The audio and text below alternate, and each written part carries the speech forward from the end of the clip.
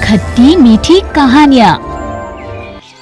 सुलक्षणा पूरे मोहल्ले की सबसे कड़क सास थी।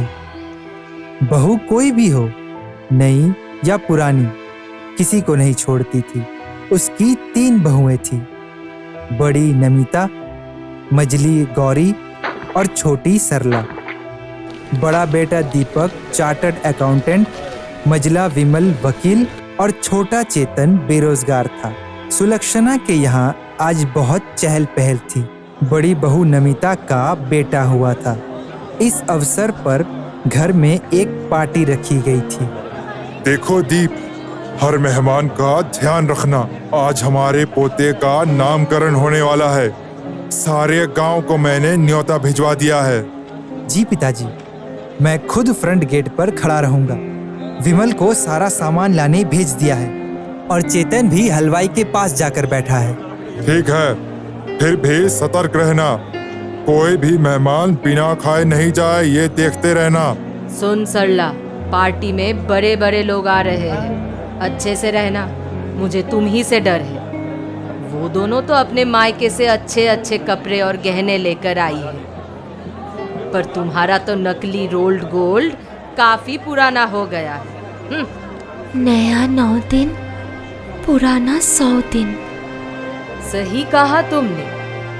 दोनों बहुएं पुरानी है, पर अपने साथ ढेर सारा गहने और पैसे तो लाई है, और उनके पति भी कमाओ है, और तुम्हारा निठल्ला बेरोजगार।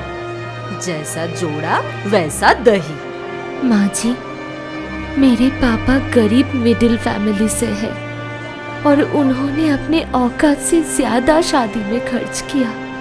मुझे नहीं चाहिए महंगी साड़ी, कपड़े और गहने।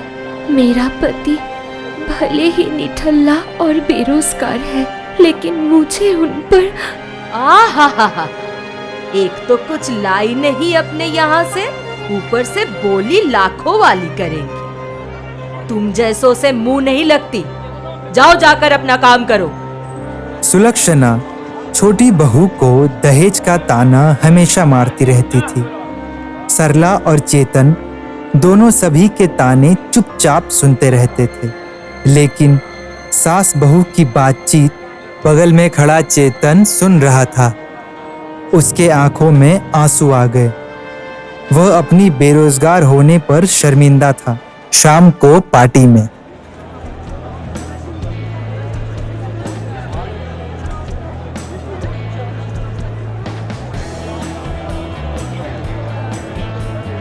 आइए आइए वर्मा साहब, बहुत अच्छा लगा कि आप अपना कीमती समय निकाल कर हम गरीब की कुटिया में पधारे। आइए, मैं आपको अपने बेटे से मिलवाता हूँ। ये मेरा बड़ा बेटा है दीपक, ये चार्टर्ड अकाउंटेंट है, और ये मेरा मझला बेटा विमल है, जो हाई कोर्ट में वकील है। आपका छोटा बेटा कहाँ है? उससे नहीं मिलवाया आपने? अरे वो तो बेरोजगार बैठा है, उसको क्या किसी से लेना देना। होगा कहीं इधर उधर निठल्ला कहीं का। नमस्ते वर्मा अंकल। अरे चेतन, अभी मैं तुम्हारे बारे में ही बात कर रहा था। दीपक तो सब चीज में आगे निकल गया। भाई, तुम कब खुशखबरी सुना रहे हो? अभी पहले अपने पैरों पर तो खड़ा हो जाए। अभी तो खुद अपनी बीवी के साथ हमारे बैसाखी पर खड़ा है। एक और को लेकर किससे भीख मांगेगा? अरे ऐसा नहीं बोलते बहन, सब अपना भाग्य से आता जाता है। हम और आप कौन होते हैं किसी को देने वाले? चेतन बेटा, बहू कहीं दिखाई नहीं दे रही। वो अभी आ रही है, थोड़ा रेडी होने गई है। लो, वो आ गई। अरे सरला, ये क्या हाल बना रखा है? नई नई बहू हो, थोड़ा कान गले में तो पहना करो। ऐसा उदास नहीं रहना चाहिए। अभी तो खाने पहनने के दिन है तुम्हारे। बाप भाई ने कुछ दिया ही नहीं तो पहनेगी क्या? वो तो हमारा एहसान है कि हमने शादी करवा दी, वरना एक से एक रिश्ते आए थे। माँ जी, चलिए मुन्ने का नामकरण का मुहूर्त हो रहा है। पंडित जी बुला रहे हैं। पार्टी में सभी मुन्ने को कुछ न कुछ दे रहे थे। दादी ने सोने का गले का हार दिया। गौरी ने सोने का एक लॉकेट दिया। जब सरला ने मुन्ने को कपड़े दिए तो नमिता ने अपने नौकरानी चंपा को बुलाया। चंपा, अरे ओ चंपा, ये ले, तू अपनी नाती को पहना देना। वैसे भी नॉन ब्रांडेड कपड़ा तो मेरा बेटा पहनेगा भी नहीं। जाने कौन से फुटपाथ से चुन चुन कर लाई होगी। ऐसा नहीं है दीदी, मैं मॉल से खास मुन्ने के लिए खरीद कर लाई हूँ। सरला, तुम तो खुद अभी माँ पापा के भरोसे रहे और खा रही हो। तुम्हें क्या जरूरत है गिफ्ट देने की? चेतन और सरला की भरी पार्टी में सुलक्षणा, नमिता और गौरी ने मिलकर बेइज्जती की। बात इतनी बढ़ जाती है कि चेतन और सरला को घर से निकल जाने को कहा जाता है। दोनों उसी टाइम पार्टी से निकल जाते हैं। दोनों एक पार्क में बैठे अपनी किस्मत को कोस रहे होते हैं। तभी वर्मा जी की गाड़ी उनके पास आकर रुकती है।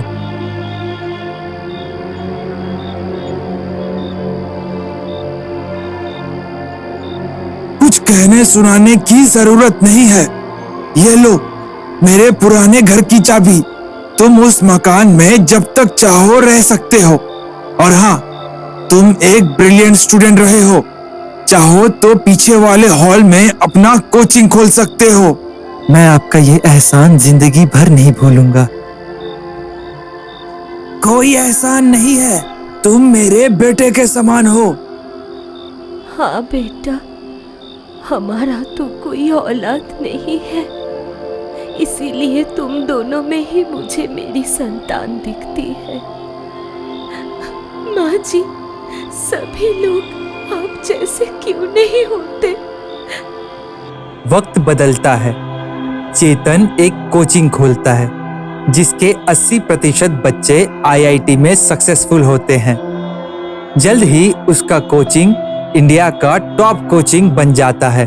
उधर एक कंपनी की गलत डॉक्यूमेंट्स गवर्नमेंट को प्रोड्यूस करने के कारण दीपक का CA का सर्टिफिकेट कैंसिल कर उस पर मुकदमा हो जाता है। विमल पर भी कोर्ट में रॉन्ग एविडेंस देने के कारण जुर्माना लगता है। कुछ दिन बाद, पिताजी, एक हफ्ते में हमें ये घर खाली करना पड़ेगा। क्यों? ये तो मेरी कड़ी कमाई के पैसों से बनी है। भैया सही कह रहे हैं पिताजी, हमें यह घर खाली करना ही पड़ेगा। हमने आपसे गलत तरीके से साइन करवा कर इस पर लोन लिए थे और अपने लिए एक फ्लैट ली थी और कुछ गहने बनवाए थे, लेकिन आज सभी प्रॉपर्टी और बैंक लॉकर सीज हो चुकी है। हे भगवान, यानी हम कंगाल हो गए हैं। हम नहीं, आप कंगाल हो गए हैं। मतलब कि आपके जेवर जो घर में पड़े थे उनको बेचकर हमने एक छोटा घर लिया है। हम लोग उसी में शिफ्ट हो रहे हैं। गाड़ी आ गई, चलो सब। नमिता, मुन्ने को लेकर चलो जल्दी। बाबूजी, आप लोगों के लिए भी हमने इंतजाम कर दिया है। वृंदावन के पास एक वृद्धाश्रम है, वहाँ चले जाइए। वैसे भी आपकी उम्र अब राम नाम जपने की ही तो है। देख लिया सुलक्षणा, तुमने छोटी बहू को निकाला था और आज ये दोनों बहुएं हमें अपने घर से निकाल रही हैं।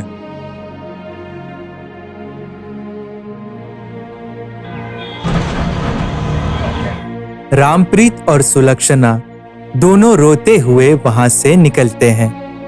जाते जाते बार बार अपने हाथों से बनाया और सजाया हुआ घर को बार बार निहारते हैं। थके हारे उसी पार्क में जहां कभी चेतन और सरला बैठे थे, वहीं जाकर दोनों बैठे रो रहे हैं। तभी एक फुटबॉल उनके पास आता है। उसको लेने एक प्यारा सा बच्चा आता है। अरे दादाजी, दादी, तुम भी। प्रणाम दादा और दादी जी। कौन हो तुम बेटा? क्या नाम है तुम्हारा? दादाजी, मेरा नाम रोहन रामप्रीत है। मैं आपका पोता हूँ। मेरी मम्मी मुझे रोज आपके चरण स्पर्श करवाती है। मेरे घर में आपकी बहुत बड़ी फोटो लगी है। मेरी मम्मी आपके बारे में बहुत सी कहानियाँ सुनाती रहती है। दादी माँ, तुम मेरे साथ चलो। मम्मी बहुत खुश हो जाएंगी तुम्हें देखकर। तुम्हारे मम्मी पापा का नाम क्या है बेटा? मेरी मम्मी का नाम सरला और डैडी का नाम चेतन है। एक मिनट ठहरो, मैं उन्हें बुला कर लाता हूँ।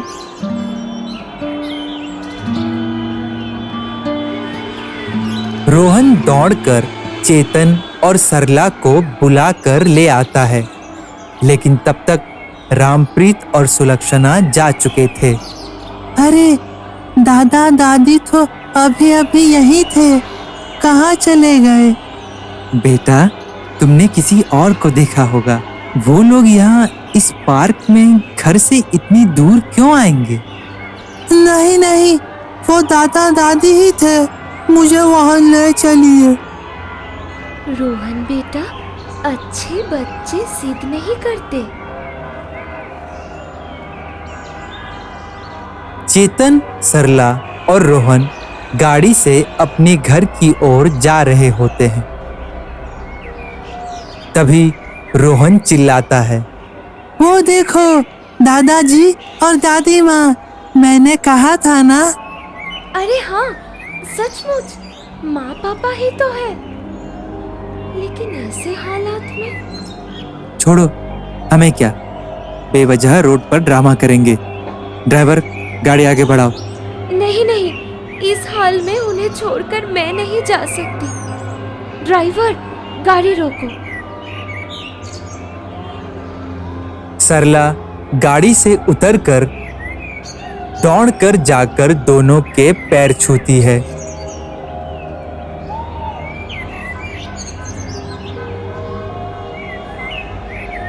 और दोनों को अपने घर चलने के लिए कहती है। सुलक्षणा जाने से इनकार कर देती है, लेकिन रोहन के जिद और प्यार के आगे उनकी एक नहीं चलती और वो गाड़ी में बैठकर चल देती हैं। ड्राइवर थोड़ी देर बाद एक आलीशान बंगले के पास गाड़ी रोकता है, जिसके आगे गेट पर रामप्रीत सुलक्षणा भवन लिखा था। सरला गाड़ी से उतरकर घर से एक लोटा पानी लाकर दोनों के चरण धोकर अंदर ले जाती है।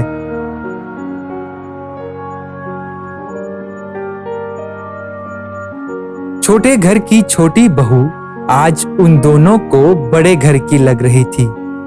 सुलक्षणा सरला को गले लगा लेती है। जूही के परिवार के सभी लोग एक साथ बैठकर नाश्ता कर रहे हैं। माँ, मेरा हो गया, मैं चलती हूँ, ठीक है? आज ऑफिस जाना क्या जरूरी है? क्यों, आज कुछ है क्या? अरे, मैंने तुझे बताया था ना कि आज लड़के वाले तुझे देखने आने वाले हैं। अगर सब कुछ अच्छा रहा तो आज ही शादी की तारीख तय कर लेंगे। हम तो तुम्हारी शादी को लेकर बहुत एक्साइटेड हैं। हाँ, हमने तो सब कुछ पहले से ही प्लान कर रखा है। कौन सा प्लान? मेरे घर से चले जाने के बाद आप लोग जो मस्ती करोगे, उसका प्लान? जूही, ये तुम कैसी बातें कर रही हो? अरे, मैं तो मजाक कर रही थी। भाई बहन के बीच तो मजाक चलता ही रहता है। अच्छा माँ, लड़के वालों को सब कुछ पता है ना? हाँ, मतलब जितना जानना चाहिए उतना तो पता है। माँ, मैंने आपसे कितनी बार कहा है कि मैं शादी नहीं करूँगी, फिर भी आप सब मेरी शादी के पीछे पड़े रहते हैं। मतलब इतना ढूंढने के बाद एक अच्छा लड़का मिला है और तुम शादी करना नहीं चाहती? जूही बड़बड़ाती हुई चली जाती है। अरे, आप उस पर चिल्ला क्यों रहे थे? आपको तो पता ही है ना। नहीं नहीं, तुम्हारा मतलब क्या है? मुझे ऐसा कहे कि हम वैसा सुनेंगे? क्या हम अपनी राय पेश नहीं कर सकते? कुछ वक्त बाद जूही बॉस के सामने बैठकर बात कर रही है। सर, मैंने जिस लोन के लिए एप्लीकेशन दिया था, उसका कितना काम हुआ है? दरअसल मुझे लोन की बहुत जरूरत है। वो काम तो हो गया है, बस मुझे एक साइन करना है। मेरे साइन करने के 2-3 दिन बाद ही तुम्हारे पैसे तुम्हें मिल जाएंगे। सर, तो प्लीज जरा जल्दी वो काम कर दीजिए। मुझे अभी लोन की बहुत जरूरत है। तुम्हें किस चीज के लिए लोन की जरूरत है? दरअसल मैं अपने लिए एक फ्लैट खरीदना चाहती हूँ। अरे वाह, ग्रेट, यही तो चाहिए। तुम इंडिपेंडेंट बनोगी, बहुत अच्छी बात है। सर, मैं उस लोन को लेकर बहुत टेंशन में हूँ। टेंशन मत लो, मैं तुम्हें लोन दिलाने का कुछ बंदोबस्त करता हूँ, लेकिन उसके बदले मुझे क्या मिलेगा? मतलब मैं समझी नहीं सर। मतलब तुम्हारे लिए इस काम को करने से मेरा क्या फायदा होगा? सर, ये लोन अगर मुझे मिल जाए तो मैं आपकी बहुत आभारी रहूंगी। लोन तो मिल जाएगा, लेकिन कुछ पाने के लिए कुछ देना भी तो पड़ता है मैडम। मतलब मेरे कहने का मतलब तुम समझ ही रही हो ना। इतनी कम उम्र, ऊपर से ये सब। सच में तुम्हें देखने से मुझे बहुत तरस आता है। मैं तुम्हारे साथ दोस्ती करना चाहता हूँ।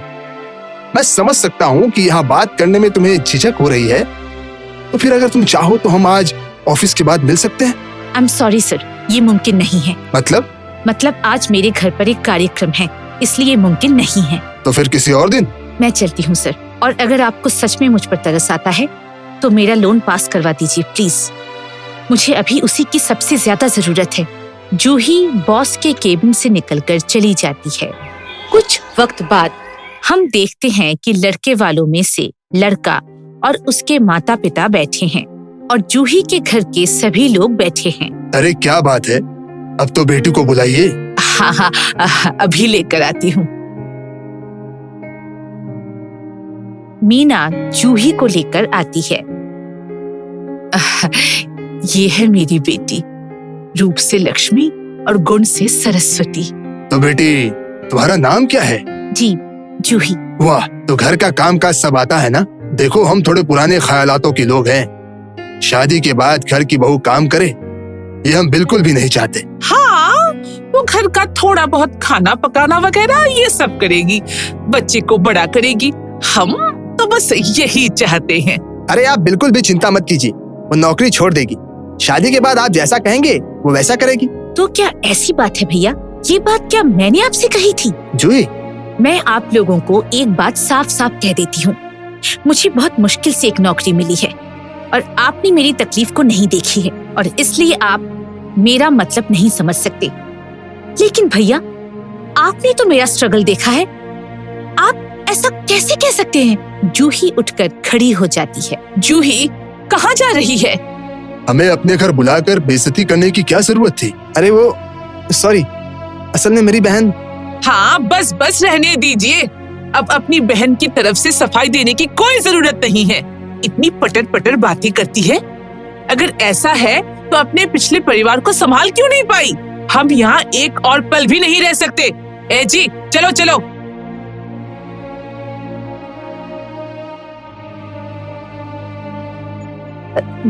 जी सुनिए, आप सब इस तरह से मत जाइए। सुनिए। लड़के वाले उनकी एक भी बात सुने बगैर वहाँ से निकल जाते हैं। इस घटना के बाद जूही की माँ बहुत क्रोधित हो जाती हैं और जूही के कमरे में जाकर आईने के पास बैठी हुई जूही से कहती हैं, क्यों? तूने आज ऐसा क्यों किया? तेरा जो मन करता है तू वही करती है। तेरे पिताजी और भाई बहुत मुश्किल से ढूंढने के बाद एक लड़का लेकर आए थे और तूने उनके साथ ये कैसा व्यवहार किया? माँ, मतलब दरअसल मेरी। अरे, अगर तुझे वे लोग पसंद नहीं थे तो तू किसी और तरीके से हमें बताती। ऐसे उनका अपमान करने का कोई मतलब था क्या? तू ये मत भूलना कि तू अभी भी अपने पिताजी के घर पर रहती है, इसलिए हम जो कुछ कहेंगे तुझे वही करना पड़ेगा। ओह, तो ऐसी बात है। इस घर में रहने के लिए आप लोग जो कुछ भी कहेंगे मुझे वही करना पड़ेगा। ठीक है, तो फिर मैं आज ही ये घर छोड़कर चली जाती हूँ। ये मत भूलिए कि मैं भी नौकरी करती हूँ। मेरे पास अपने जीवन को अच्छी तरह से संभालने की क्षमता है और आप लोग जिस लड़के को मेरे लिए पसंद करके लाए हैं, एक बार जरा सोचकर बताइए तो, आपको ये जोड़ी क्या सही लगती है? तो क्या हम तेरे लिए राजकुमार लेकर आएंगे? ये मत भूलना कि तू एक डिवोर्सी औरत है। डिवोर्सी? इस शब्द के आगे मेरी सारी शिक्षा, मेरी सारी खूबियां, हर चीज छप जाती है। तेरे साथ बहस में कोई नहीं जीत सकेगा। तुझसे मैं और कुछ नहीं कहूंगी। तेरा जैसा मन है तू वैसा ही कर। जूही की माँ वहाँ से चली जाती हैं। जूही की आंखों से आंसू बहने लगते हैं। जूही अपने ऑफिस में अपनी केबिन में बैठकर लैपटॉप पर काम कर रही है और तभी टेलीफोन बजता है। हेलो। एक बार मेरे केबिन में आना। Okay sir. जूही फोन रखकर बॉस के केबिन में चली जाती है। सर, मैं अंदर आऊं? अरे जूही, आओ आओ, बैठो। कहिए सर। जूही, तुम्हारा नाम सच में बहुत खूबसूरत है। तुम्हारा नाम किसने रखा था? नहीं पता सर। वो आपने कुछ जरूरी काम से बुलाया था ना? हाँ हाँ बिल्कुल, तुम्हारे लिए एक खुशखबरी है। कौन सी खुशखबरी है सर? क्या मेरा लोन पास हो गया है? नहीं नहीं, वो अब तक पास नहीं हुआ है। तो फिर? मेरा एक खाली बंगलो है उस बाईपास के किनारे, अगर तुम चाहो तो वहाँ रह सकती हो। मतलब? मैं कुछ समझी नहीं। मतलब तुम बेकार में लोन लेकर घर खरीदने क्यों जाओगी? तुम मेरे घर पर ही रह सकती हो। कभी कभी तुम्हें कंपनी देने के लिए मैं भी वहाँ आ जाऊंगा। चिंता मत करो, मेरी वाइफ वहाँ जाती नहीं है। जूही गुस्से में कुर्सी से उठ जाती है।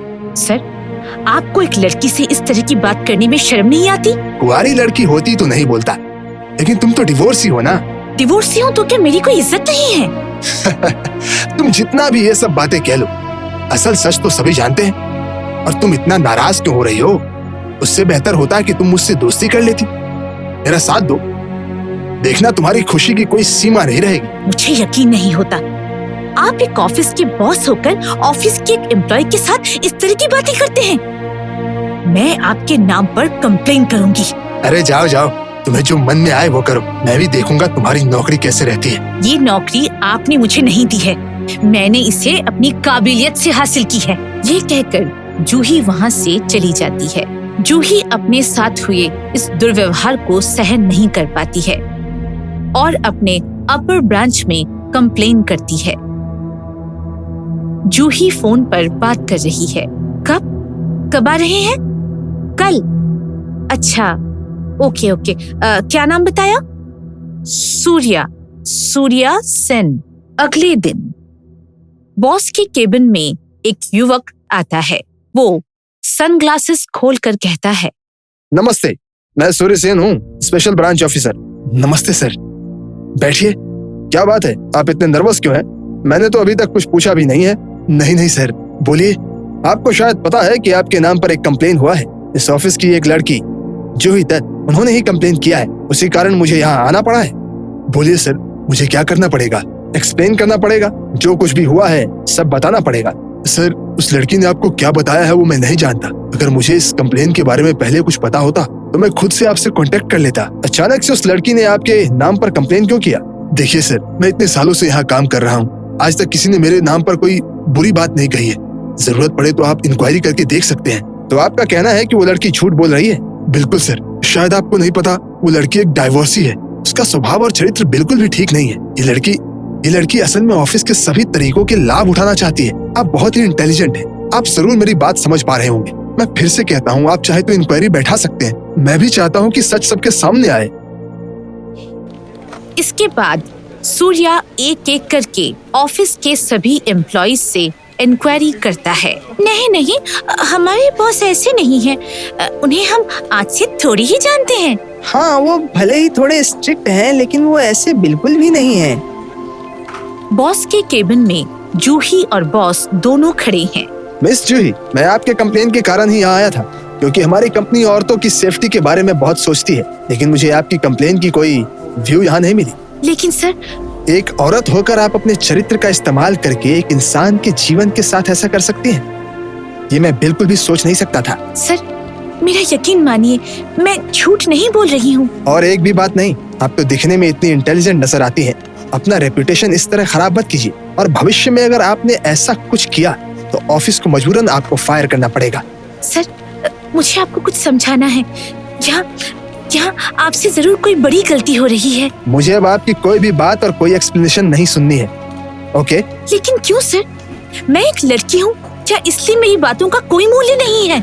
वो बात नहीं है। अपने बॉस पर एलिगेशन लगाने से पहले आपको एक बार सोचना चाहिए था। Thank you sir, thank you so much. Surya वहाँ से चला जाता है। इतना कुछ करके क्या हुआ, आखिर जीत मेरी हुई। अभी भी समय है, मैं जैसा कहता हूँ वैसा करो। सर, कल सारी रात मैं एक बात सोच रही थी। मुझे आपके नाम पर कंप्लेन नहीं करना चाहिए था। मेरी एक गलती की वजह से आपको कितना कुछ सहना पड़ा, लेकिन आप तो मेरा भला ही चाहते हैं, है ना सर? मैंने तय किया है कि मैंने आपके खिलाफ जो कंप्लेन किया है उसे विथड्रॉ कर लूंगी। क्या सच में? हाँ सर, इससे हम दोनों का ही बुरा हो रहा है। आप तो फिर भी अपनी परेशानी को मैनेज कर लेंगे, लेकिन मैं तो एक असहाय लड़की हूँ। मैं ये सब कैसे संभालूंगी सर? इसका मतलब तुम मेरी शर्त को मानती हो? हाँ सर, इसके अलावा मेरे पास और कोई चारा भी तो नहीं है, और इसमें मेरा ही फायदा है। तुम सब कुछ समझ के कह रही हो ना? जी सर, क्योंकि देखिए इसमें आखिरकार मेरा ही फायदा है, और अपना फायदा तो एक बेवकूफ को भी नजर आता है ना? अरे तुम भी ना एक बेवकूफ लड़की हो। अगर तुम पहले ही मान जाती तो ये सब झमेले नहीं होते। फिर भी कोई बात नहीं, अभी समय है। अब जबकि तुम राजी हो गई हो तो तुम्हारी सारी जिम्मेदारी अब मेरी है। मैं आज ही तुम्हें अपने बंगलों में ले जाऊंगा। उसी वक्त सूर्या वहाँ आता है और ऑफिस के सभी लोग भी वहाँ आते हैं। वाह वाह वाह, मैं देख रहा हूँ आप तो लोगों की जिम्मेदारी उठाने में बहुत सक्षम हैं। अरे मतलब सर, आप यहाँ आपके सर के पीछे पीछे पीछे घूमिए घूमिए। हाँ, अब अच्छे से देखिए। कैमरा? यस, कैमरा, जिसकी रिकॉर्डिंग यहाँ मेरे पास है। आपने इस कमरे में क्या क्या बातें की हैं वो सब मैंने अच्छे से सुन लिया है। सर सर सर, मैंने कुछ नहीं किया है, मैंने कुछ नहीं किया है। विश्वास कीजिए, ये लड़की मुझे फंसाना चाहती है। विश्वास तो मैं भी करना चाहता था, लेकिन उस दिन भी आपसे बात करते समय मुझे कुछ चीज खटकी थी, इसलिए मैंने कैमरा लगा दिया और मिस जूही को ये नाटक करने को कहा, जिससे आपका असली चेहरा सबके सामने आए। सर सर सर, मुझसे गलती हो गई, मुझे माफ कर दीजिए। मैं आपको 5 मिनट देता हूँ, चुपचाप इस ऑफिस से निकल जाइए, वरना मुझे किसी और तरीके से आपको निकालना पड़ेगा। और आपके फैमिली भी है, इसलिए मैं ज्यादा तमाशा करना नहीं चाहता हूँ। Sir, out out. और आप लोग सब सुन लीजिए, आज से हमारे इस ऑफिस की ब्रांच मैनेजर है मिस जूही। सभी ताली बजाते हैं और जूही अपने आंसुओं को पोंछकर कहती है, thank you sir, thank you so much. कुछ वक्त बाद जूही लैपटॉप पर काम कर रही है। जूही की माँ जूही के पास आकर कहती है, ये ले, ये कॉफी पी ले, तुझे अच्छा लगेगा। ठीक है, कुछ कहना है आपको? अरे बेटी, तू हमसे नाराज मत रहना। देख, सभी माँ बाप चाहते हैं कि उनके बच्चे खुश रहें, लेकिन तुम ऐसे मन उदास करके घूमती रहती हो और ये सब हमें जरा भी अच्छा नहीं लगता। इसलिए हम एक अच्छे इंसान के साथ तुम्हारी शादी करवाना चाहते हैं। माँ देखिए, मैंने अपनी जिंदगी में बहुत सी तकलीफें सही हैं और इन अनुभवों के कारण ही मैं आज और किसी पर विश्वास नहीं कर पाती हूँ। लेकिन बेटा, हर कोई बुरा नहीं होता है, सब एक जैसे नहीं होते। तुम्हारे पिताजी के एक दोस्त का लड़का है, बहुत अच्छी पोस्ट में नौकरी करता है, बहुत ही अच्छा लड़का है। मैंने कल उसे अपने घर पे बुलाया है, तुम बस एक बार उससे बात करके देखो। उसके बाद भी अगर तुम्हें ऐसा लगे कि बात खत्म होने से पहले ही जूही अपनी माँ से कहती है, माँ, जिस दिन मुझे अपना मनपसंद इंसान मिल जाएगा उस दिन मैं आपसे खुद कहूंगी, पर अब आप मेरे साथ जबरदस्ती मत कीजिए। आप तो जानती ही है ना कि ये सब काम जबरदस्ती से नहीं होता। जूही बस स्टैंड के सामने खड़ी है। सूर्या कार से जा रहा होता है और जूही को देखकर वो कार रोक देता है।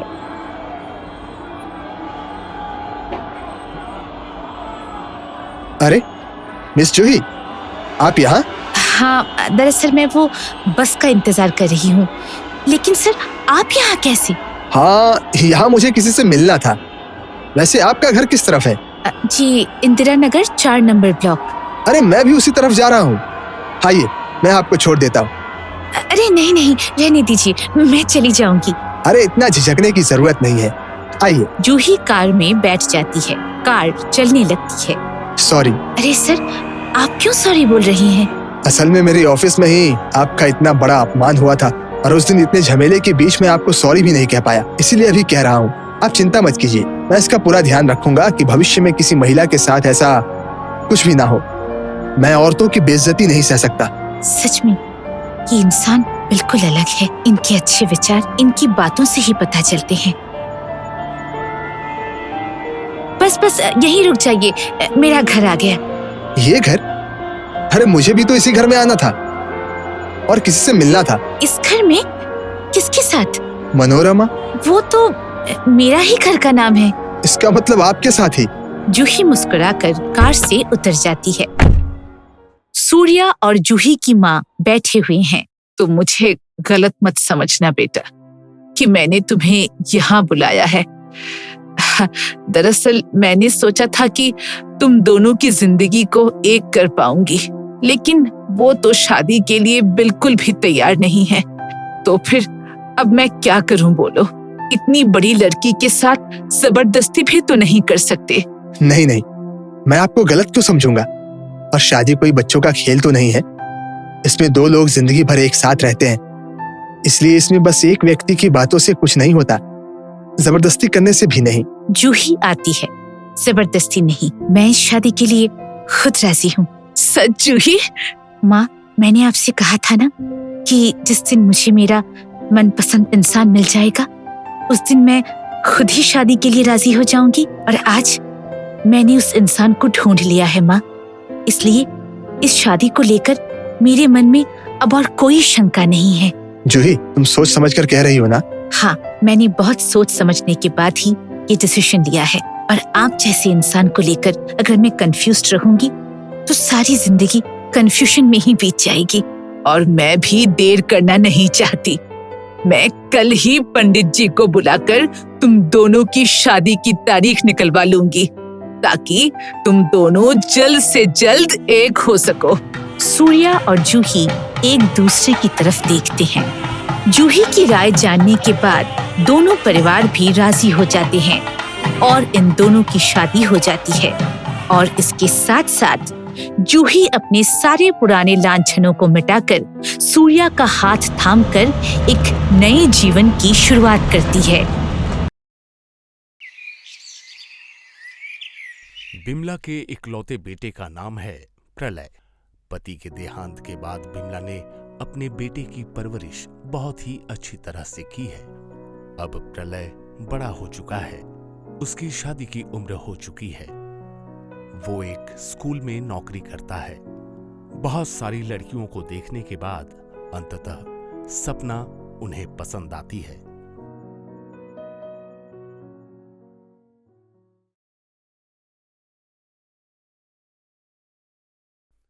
बिमला। अरे बुआ, आइए आइए, पान खाएंगी? हाँ, एक लगा दे। अरे हाँ बिमला, कल जो तू लड़की देखने गई थी वो पसंद आई या नहीं? हाँ बुआ, बहुत सुंदर है देखने में। गोरी चिट्टी, बहुत सुंदर। सिर्फ सुंदरता ही देखकर चली आई?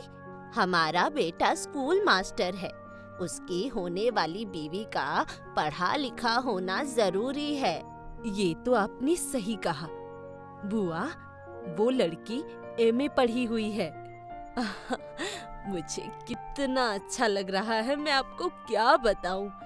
एमए पढ़ी हुई एक सुंदर लड़की मैं अपने प्रलय के लिए लेकर आऊंगी। चलो बाबा, सुनकर तसल्ली हुई। हाँ बुआ, दोनों की जोड़ी बहुत अच्छी लगेगी। बिन बाप के बेटे को एक अच्छी सी लड़की के साथ बांध दूं, यही तो इच्छा थी मेरी। और ये इच्छा तेरी पूरी हो। इतने दिन की तेरी जिम्मेदारी अब कुछ तो कम हो जाएगी। शादी वाले दिन बेटा और बहू को आशीर्वाद देने जरूर आना बुआ। हाँ हाँ, जरूर जाऊंगी। अब मैं चलती हूँ। शादी बहुत ही अच्छी तरह से संपन्न हुआ। परिवार वाले और आस पड़ोस के लोग सपना को देखकर बहुत खुश हुए।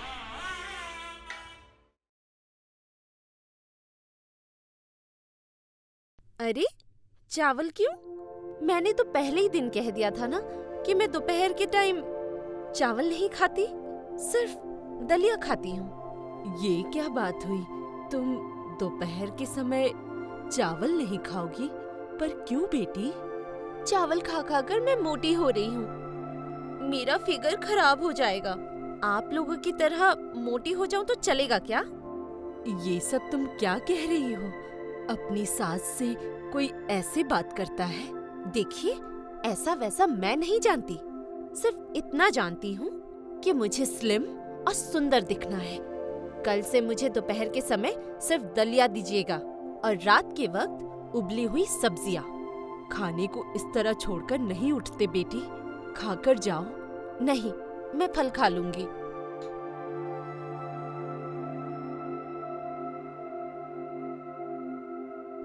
तुम्हारा घर बहुत गंदा है। इस गंदगी में रहकर तो मुझे एलर्जी होती है। ये तुम क्या कह रही हो? अभी तो कुछ दिन पहले घर की अच्छी तरह से साफ सफाई की गई है, रंगाई पोताई की गई है। सुनो, सफाई रेगुलर होनी चाहिए। उस तरह सिर्फ एक दिन सफाई करवाने से कुछ नहीं होगा। अच्छा तो ठीक है, बताओ, तुम्हें बताओ मुझे क्या करना पड़ेगा? एक नौकर रखना पड़ेगा जो हर दिन मेरे कमरे को साफ करेगा और हर 2 दिन पर इस पूरे घर को। ठीक है, तुम जैसा चाहती हो वैसा ही होगा। और सुनो, मैंने ऑनलाइन एक एसी का ऑर्डर दिया है, परसों आ भी जाएगा। तुम पैसों का इंतजाम कर लेना। अरे यार, पहले ही शादी में इतना खर्च कर चुके हैं हम, अब नई एसी कहाँ से लाएंगे? क्या मुसीबत है? मुझे इस गर्मी में नींद नहीं आती। जो कहती हूँ वही करो। और कब कितना खर्च किया है ये सब मैं सुनना नहीं चाहती। तो फिर माँ कैसे सो पाएगी बताओ? उनके लिए भी तो एक एसी लाना चाहिए ना। अरे, तुमने तो कहा कि तुम्हारे पास पैसे ही नहीं है, तो फिर 2 एसी कैसे खरीदोगे? अच्छी बात है। तुम बैठे बैठे अपनी माँ के बारे में सोचो, मैं चली सोने।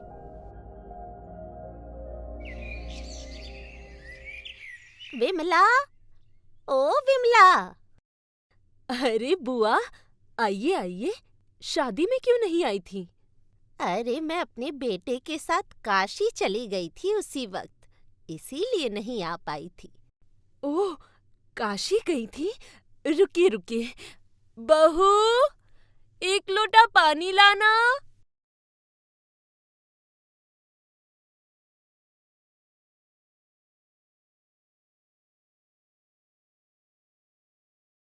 लो बुआ, तुम्हारे काशी में कमाए हुए पुण्य को मैंने ले लिया। बहू, प्रणाम करो बुआ को। सॉरी, मैं नहीं कर सकती। मैं आप लोगों की तरह कोई बैकडेटेड रीति रिवाजों को नहीं मान सकती। मैं चलती हूँ। पहले पार्लर जाऊंगी, उसके बाद मॉल। घर से जाने की कुछ चीजें खरीदनी है। लौटते हुए रात हो जाएगी। वाह विमला, बड़ी शिक्षित बहू लेकर आई है तू। चल, बहू की मुंह दिखाई तो हो गई, अब मैं चलती हूँ। कई साल बीत गए। प्रलय और सपना की अब एक बेटी है। आज उसका 5वां जन्मदिन है। सुनो, मेरी ममेरी बहन की बेटी को भी कहना होगा। और मेरे कुछ 55 दोस्त आएंगे। क्या? 55?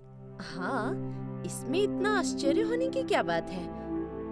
और सुनो, वो लोग तुम लोगों की तरह ऐरे गहरे नहीं है, हाई प्रोफाइल फैमिली से हैं। इसीलिए उन लोगों के लिए अलग से ड्रिंक्स का इंतजाम करना होगा। सपना, ये बच्ची का जन्मदिन है, उसकी शादी नहीं है। आह प्रलय, जब बहू यही चाहती है तो तुझे उन्हें कहना भी होगा और उनकी मेहमान नवाजी भी करनी होगी। माँ, तुम हमेशा उसका सपोर्ट मत किया करो, वरना उसे संभालना मुश्किल हो जाएगा। बता देता हूँ मैं एक मामूली सा सरकारी मुलाजिम हूँ। आहा, तो हो सके तो अपनी मौसी को मत बुला, उनका नाम काट दे।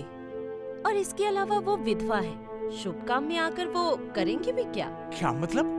मैं अपने ही परिवार वालों का नाम लिस्ट से हटा? वही तो, बहू ठीक कह रही है।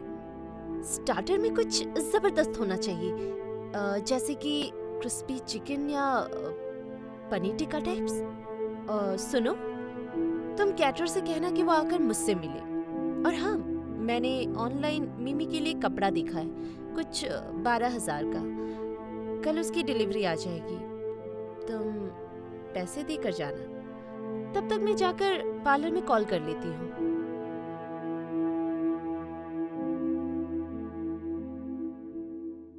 ऐसे ही कुछ दिन और बीते। प्रलय और सपना की बेटी मिमी अब स्कूल में भर्ती हो गई है। स्कूल बहुत ही बड़ा और नामचीन है। इस स्कूल में पढ़ने वाले सभी बच्चों के माता पिता बहुत ही अमीर हैं। वे सभी अपने गाड़ियों से बच्चों को छोड़ने के लिए स्कूल आते हैं। ये देखकर सपना का सर चकराने लगता है। मन ही मन वो सोचती है, अब एक गाड़ी खरीदनी ही पड़ेगी। बेटी को महंगे स्कूल में पढ़ा सकते हो, लेकिन उसका स्टेटस मेंटेन नहीं कर सकते। ऐसा कैसे चलेगा? अच्छा एक बात बताओ, ऐसे स्कूल में पढ़ने वाले बच्चों के पास गाड़ी होनी चाहिए, ये बात तुम्हें किसने बताई? खुद तो कभी गए नहीं तो तुम्हें कैसे पता होगा? और इसके अलावा तुम जैसे कपड़े पहनते हो ना, लोग तुम्हें देखकर सिर्फ हा हा करके हंसते ही होंगे। और वैसे भी मुझे कितने एटिकेट्स मेंटेन करने पड़ते हैं तुम क्या जानो। आज मुझे और भी महंगे पार्लर में जाना है। फेशियल हेयर रिमूव करवाने हैं, ब्लीचिंग करवाना है। जो तुम्हारे मन में आए करो, लेकिन मैं कह देता हूँ, मैं गाड़ी नहीं खरीद सकता। पहले ही मैं बहुत सारा लोन ले चुका हूँ। हर बात की एक लिमिट होती है। लिमिट वर्ड गरीबों के लिए है। तुम रहने दो, मैं चलती हूँ। मेरे पास तुमसे फालतू का बहस करने का वक्त नहीं है। आए बड़े गवार कहेंगे। मेरे चेहरे में बहुत जलन हो रही है। वो ब्लीचिंग करने से जरा जलता है मैम।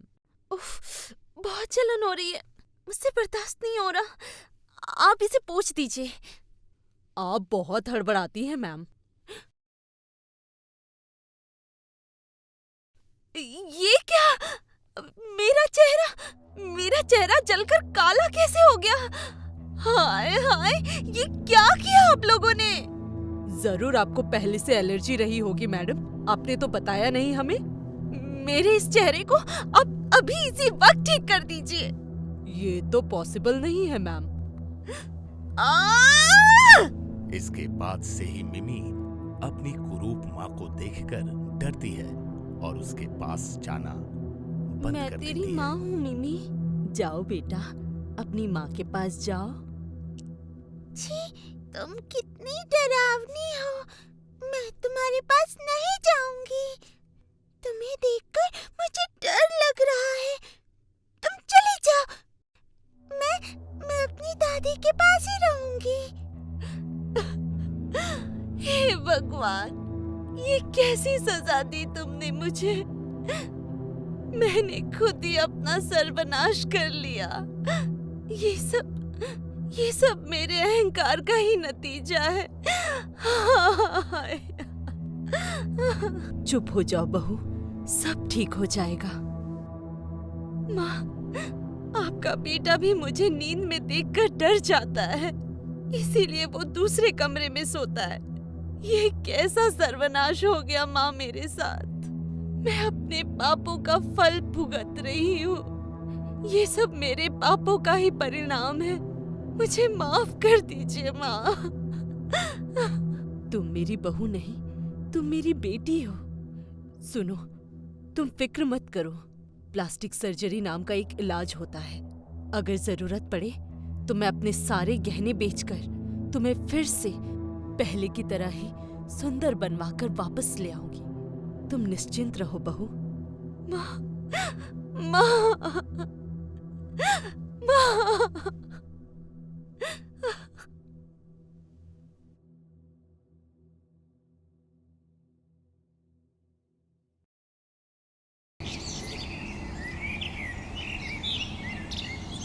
पापा जल्दी आओ। देखो, मैंने 12वीं की परीक्षा पास कर ली। ये देखो, प्रथम श्रेणी में पास हुई हूँ मैं। अब तो कहो, आगे पढ़ने दोगे ना? बार बार एक ही रट लगाई रहती है। सीधी सी बात तुमको समझ नहीं आती। हमें बेटी को कोई कलेक्टर थोड़ी ना बनाना है। तेरी जिद से तुझे 12वीं करने दिया, उतना ही काफी है तेरे लिए। देख तो, पूरे गांव में किसी भी लड़की ने 5 से आगे पढ़ाई की है क्या? पापा, लेकिन आपके कहने से मैं सिलाई, कढ़ाई, बुनाई सब तो सीख रही हूँ, फिर मेरे कहने से आप मुझे आगे बढ़ने दो ना। देख शिल्पा, 18 की हो गई है तू, शहर से रिश्ता आया है, लड़का सरकारी नौकरी करता है। बस भगवान करे तेरी बात वहाँ जम जाए, तो फिर मैं भी निश्चित होकर मर सकता हूँ। मैं तो तुम्हारे सर पर बोझ हूँ ना, जिसे उतार कर तुम चैन से रहना चाहते हो। ठीक है, मत पढ़ने दो, कर दो शादी, लेकिन मरने की बात मत करो। पगली है एकदम तू भी। अब बूढ़ा आदमी तो मरने की ही बात करेगा ना। बाबा की मर्जी के आगे शिल्पा की एक ना चली। उसका रिश्ता शहर में रहने वाले मनोज के संग हो गया था। लंबे घूंघट के साथ उसके फेरे हुए और ब्याह के बाद वो अपने ससुराल आ गई।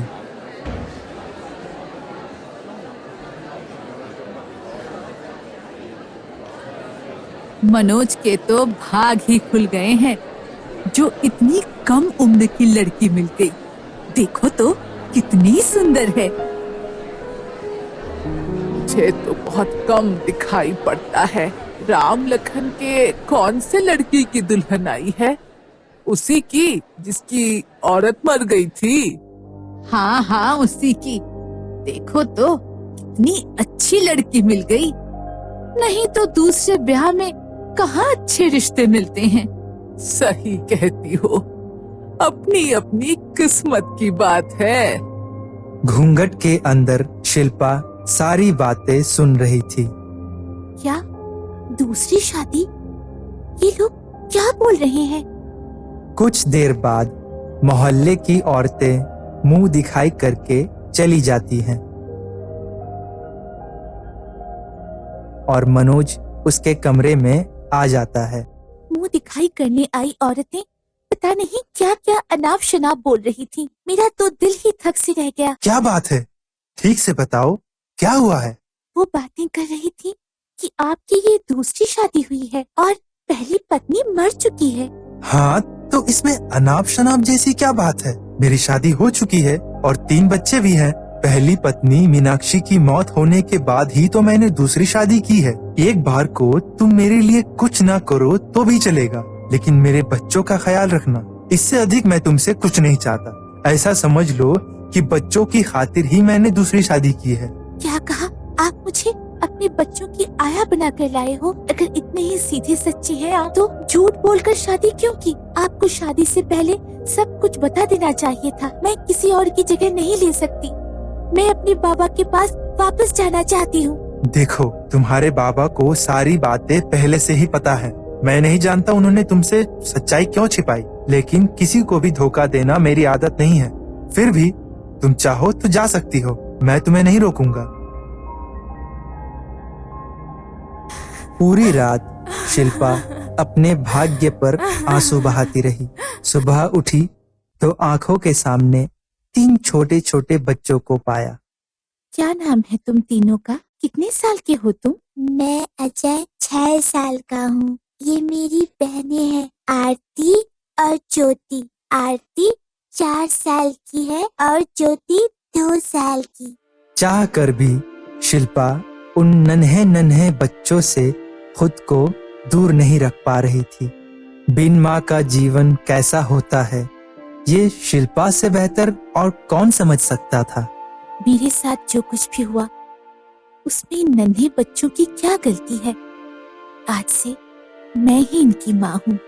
मेरा तो जीवन बिन माँ के गुजर गया। इनको मैं सगी माँ से भी ज्यादा प्यार दूंगी। शिल्पा ने तीनों बच्चों को मन से अपना लिया था। उसके अच्छे व्यवहार को देखकर मनोज भी शिल्पा से बहुत खुश रहने लगा था। 2 महीने बाद सुनिए, आप पिता बनने वाले हैं। चौथा बच्चा आने के बाद तुम्हारी जिम्मेदारी बहुत बढ़ने वाली है शिल्पा। आप फिक्र मत कीजिए, मैं संभाल लूंगी। साल भर के भीतर शिल्पा भी एक बेटे विजय की माँ बन जाती है। कुछ साल बाद तुमसे शादी करके मैंने अपने जीवन का सबसे सही निर्णय लिया था। तुमने मेरे बिन माँ के बच्चों को इतना प्यार दिया है कि कोई बता ही नहीं सकता कि तुम्हारा सगा बेटा कौन सा है और सौतेला बेटा कौन सा। आज के बाद कभी ऐसी बात मत करिएगा। चारों बच्चे मेरे अपने हैं। मुझसे जितना हो सकेगा मैं उनके लिए हमेशा करूंगी। सगा और साथ अपने मन में कभी मत लाना। 20 साल बाद। माँ, जल्दी आओ, पिताजी का एक्सीडेंट हो गया है। पिताजी हमें छोड़कर चले गए। ये नहीं हो सकता। अब मैं किसके भरोसे जीऊंगी? ये तूने कैसा अनर्थ किया भगवान? मनोज की मौत के 1 महीने बाद। माँ, पिताजी के ऑफिस से नोटिस आया है। उनकी जगह किसी को मृतक आश्रित पर नौकरी मिल सकती है। मैं आज ही नौकरी के लिए आवेदन दे देता हूँ। भैया, आपने तो MBA की है, आपको तो कहीं भी नौकरी मिल जाएगी। पिताजी की नौकरी के लिए मैं आवेदन देता हूँ। विजय, बड़े भैया के सामने बोलने की तुम्हारी हिम्मत कैसे हुई? अभी मैं हूँ ये बताने के लिए कि अजय को क्या करना है और क्या नहीं। बड़े भाई के सामने बोलूंगा नहीं तो ये बड़े आराम से पिताजी की नौकरी ले जाएंगे। मैं साफ कह रहा हूँ कि पापा की नौकरी पर मेरा भी हक है और मैं अपना हक लेकर ही रहूंगा। दोनों भाई सारी शर्म लिहाज छोड़कर नौकरी पाने के लिए आपस में झगड़ने लगते हैं।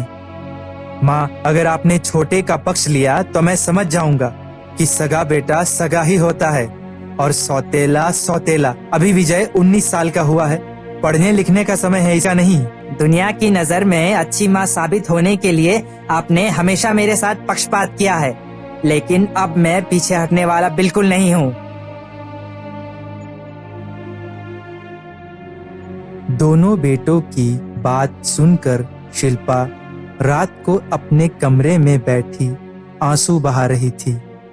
जिन बच्चों की खातिर मैंने अपना सारा जीवन झोंक दिया, आज वो ऐसे कुत्ते बिल्लियों की तरह लड़ रहे हैं। आप मुझे छोड़कर क्यों चले गए? देखिए, मेरा प्यारा सा बनाया हुआ घर आपके जाते ही ताश के पत्तों की तरह बिखर रहा है।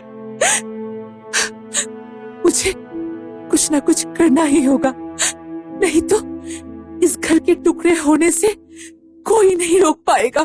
अगले दिन। आप कहाँ जा रही हैं माँ? मुझे कुछ जरूरी काम है। 2 दिन बाद घर पर एक चिट्ठी आती है।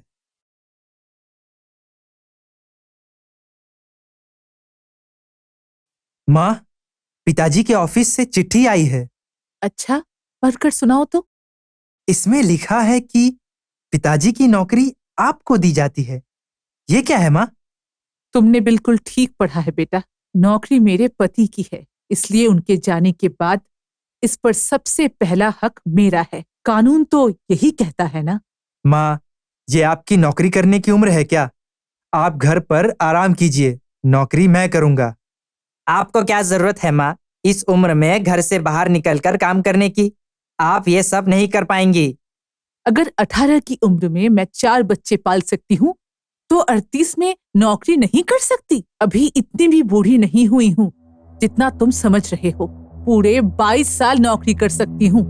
खुद को खोकर तुम चारों को पढ़ाया, लिखाया, संवारा है।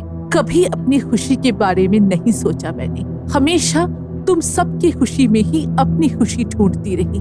पिता के जाने के बाद तुम दोनों घर के मुखिया बनने के लिए आपस में झगड़ रहे हो।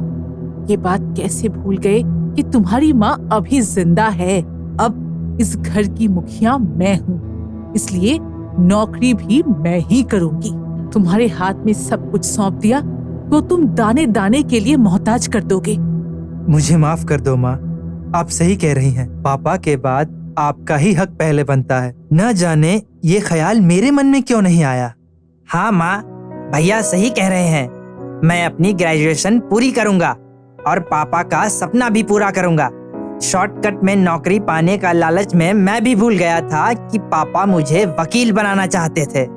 तुम दोनों को ही नौकरी करने का शौक है, ये बहुत अच्छी बात है। इसलिए दोनों मेहनत करो और अपने दम पर अपने पैरों पर खड़े होकर दिखाओ। जैसे पापा के समय ये घर चलता था, सब कुछ वैसा ही रहेगा। आपसे मैंने जो कुछ भी कहा छोटा भाई समझकर मुझे माफ कर दीजिए भैया। माँ, आपके कारण आज हम दोनों में मतभेद होने से बच गया। अगर हम में से कोई एक भी नौकरी करता तो दूसरे के मन में द्वेष आना ही था। आज आपने माँ से पहले एक मुखिया होने की जिम्मेदारी निभाई है। हमें अपनी माँ पर गर्व है।